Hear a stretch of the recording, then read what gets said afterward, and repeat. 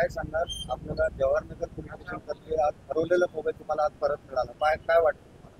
मी पोलिसांचे खूप खूप आभार मानते. आम्ही अपेक्षा सोडली होती की फोन मिळेल आणि मग नंतर पोलीस स्टेशनमध्ये जेव्हा आलो तेव्हा पोलिसांनी खूप कॉपरेट केलं आम्हाला. म्हणेल की असं आश्वासन दिलं की नाही, फोन आम्ही शोधू, म्हणजे थोड्या महिन्यात किंवा थोड्या वर्षात का होईना पण तुमचा फोन तुम्हाला नक्की मिळेल.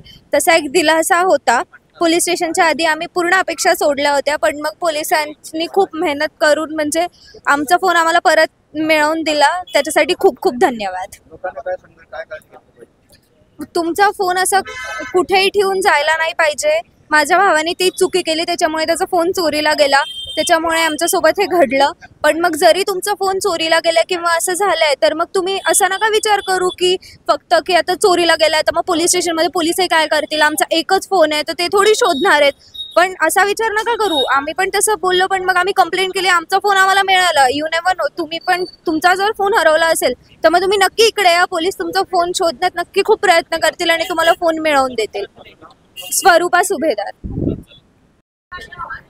काय सांगत काही जवाहरनगर पोलीस स्टेशन तर्फे आपल्याला मोबाईल परत मिळवून देण्यात आला आणि विशेषतः आपला आज वाढदिवस आहे, काय सांगतात? पहिले तर गोरे सरांचा जवाहरनगर पोलीस स्टेशनचा खूप खूप धन्यवाद की तुम्ही मला माझ्या बड्डेच्या पहिले मोबाईल भेटून दिला. खूप महत्त्वाची गोष्ट ते तर 1.5 महिन्यात आणून दिला आहे. एक तर तो होता माझा फर्स्ट कमाईचा मोबाईल होता तो, आणि तो इन्स्टॉलमेंट भरल्यानंतरच चोरांनी घेऊन गेला होता. कुठे हरवलं होतं आपलं मोबाईल? आकाशवाणी. आता हां, लोकांना काय आवाहन करणार आपण?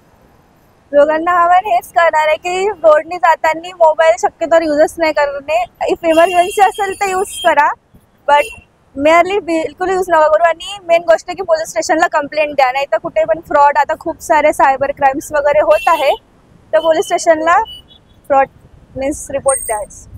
थँक्यू. आपलं नाव? सृष्टी सुरकार. थँक्यू.